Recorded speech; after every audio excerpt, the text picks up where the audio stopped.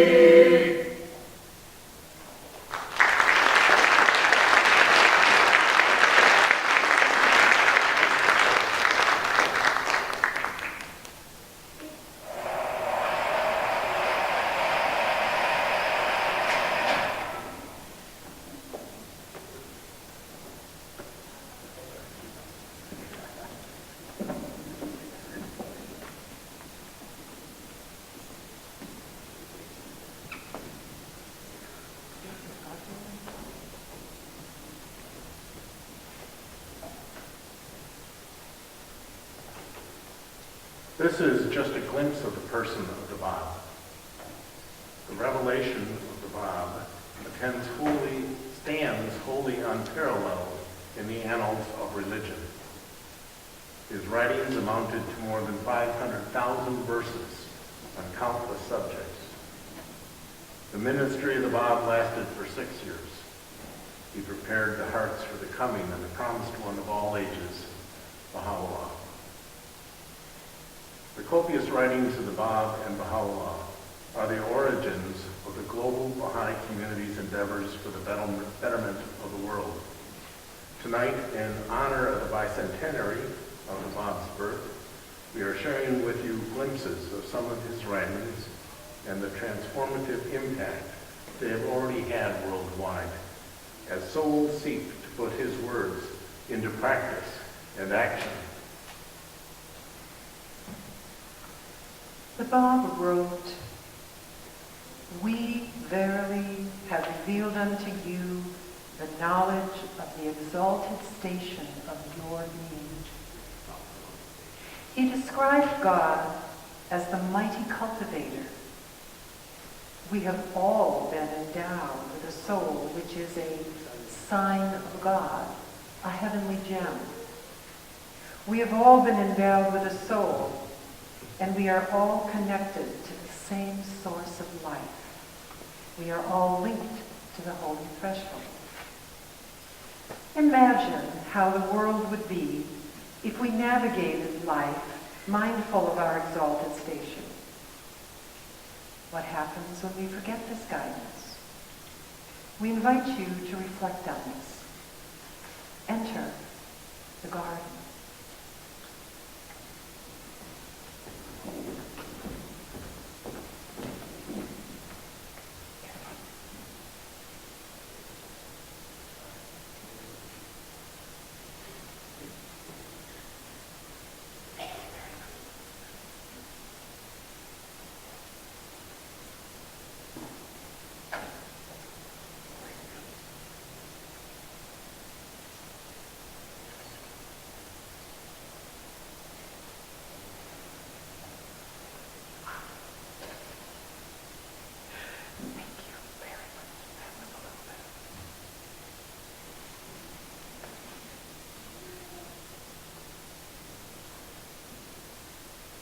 It is nighttime. A lovely young girl lies in her bed and hears a symphony of night-calling crickets and katydids. Slowly she awakens, sits up, and yawns. She looks towards her bedroom window. She gets out of bed, crosses to the window, opens it, and looks out. She sees the moon and stars reflected on a sparkling lake. She thinks to herself, balmy summer breezes make my curtains dance before the lake. I really have to wonder, am I dreaming or awake? The girl walks to her front door and opens it. Moving outside, the girl slowly walks around her house, into her backyard, and then stops and looks up at the moon and the star-filled sky. The girl begins dancing with the music and wonders to herself, could I travel around the world, far beyond the wilderness, to the spot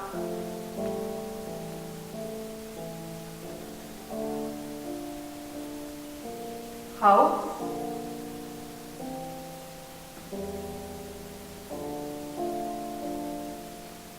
city,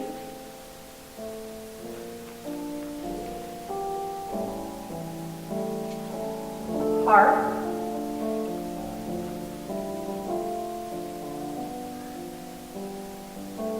to the mountains,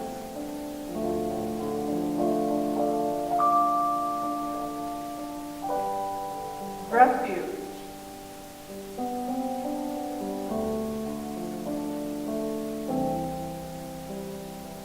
cave,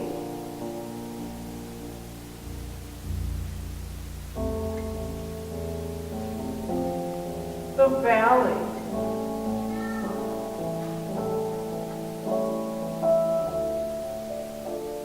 land.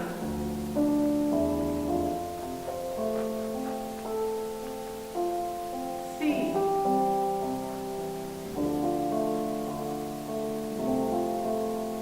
Island.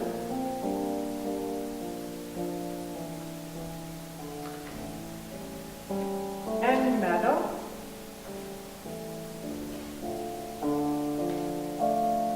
Might I find the most beautiful garden in the world, basking in this same breeze, with magical flowers of every shape and size, the air filled with perfume, the petals dazzling my eyes?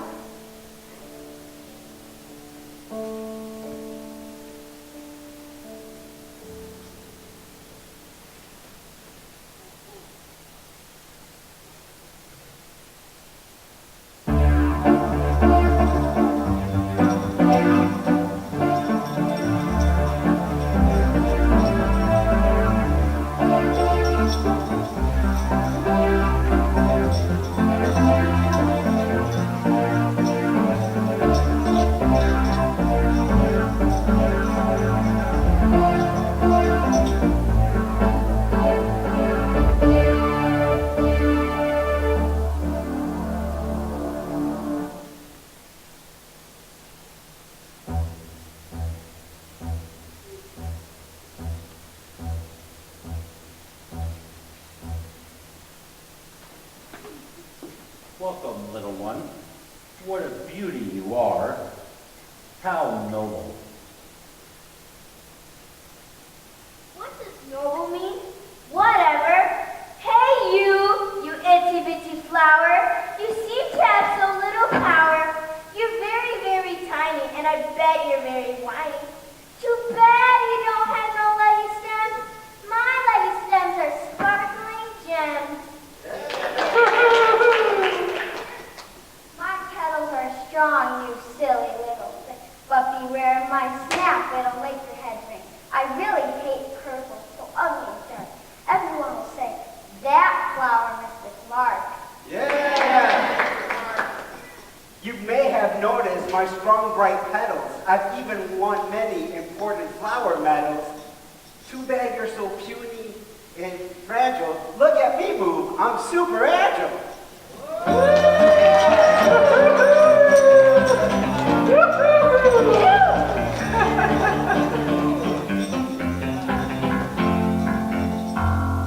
Hey, Violet, I'm not like you, boring. When people look at me, they're never snoring.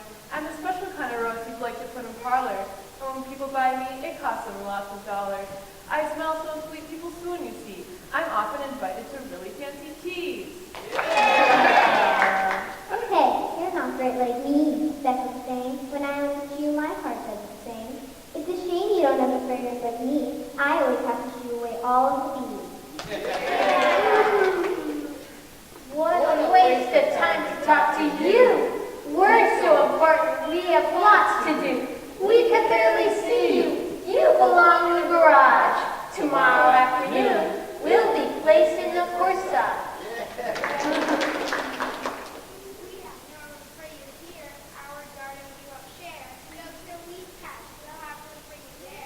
Yeah! Hey, everybody, mom's the word. Here comes the gardener, someone with it. The gardeners walked with the beautiful lady and showed her the garden with pride, explaining the original special attributes possessed by each flower. They told her about the unique treatment each flower needed so it could grow into its most perfect form. The beautiful lady stopped at the right side of the garden with the gardener. Oh, what a wonderful garden we have. This is an exquisite flower. What do you call it? This is an amazing flower I've got from Israel, and it's a real beauty.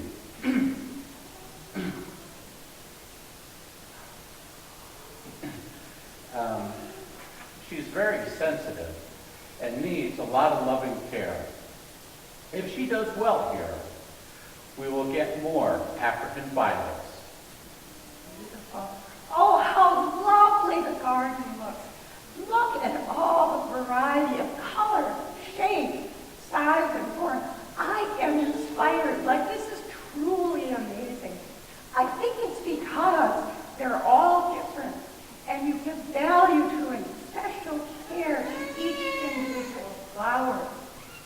They seem so peaceful and harmonious. Oh, and I love the way they smell together. Could I take a picture of them? Yes, please. Thank you. Okay. 1, 2, 3.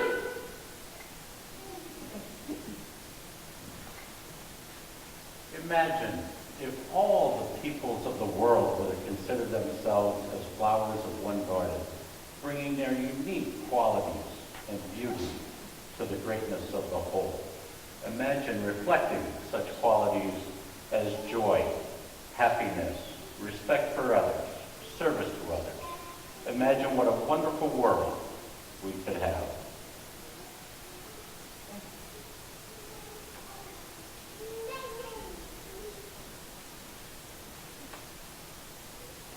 Did you just hear that? This little violet is very special. Awesome. I guess we're so lucky to have such an unusual flower in our garden. Did our gardener say that this violet is from Israel? Yeah! You know, that lady said that she liked our garden because of all the different types of flowers we had. We're all special in each way. Violet, I'm very sorry for things I said. I guess we all have a lot to learn. Yeah, I agree. Sorry, Violet. Well, I still think I have the best fragrance. All right, I was just kidding. Our gardener is so proud of us. We might as well try to get along a little better between ourselves so I can put her say, Violet, I didn't mean any harm.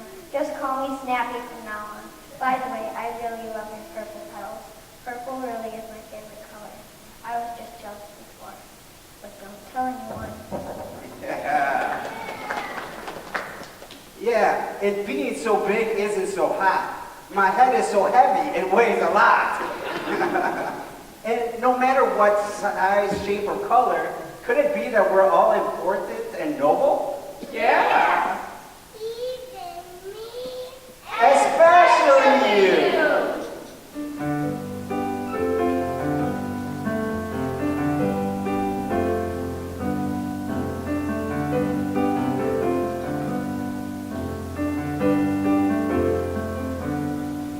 There's a new wind blowing across the sea. There's a new wind blowing, calling me.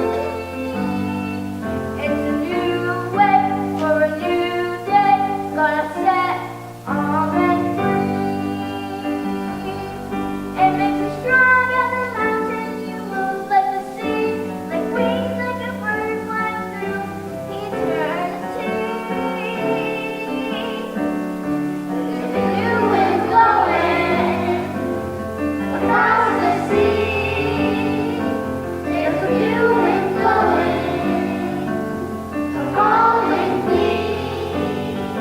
There's a new way for a new day, gonna set all men free. It's a new way for a new day, gonna set all men free.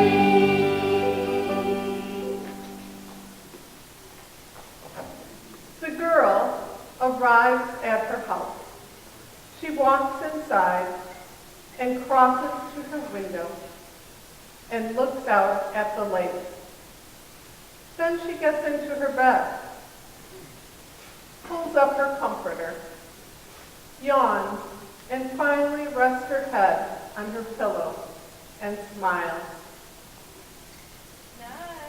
Good night. She is home at last. Good night, lovely one, and sweet dreams.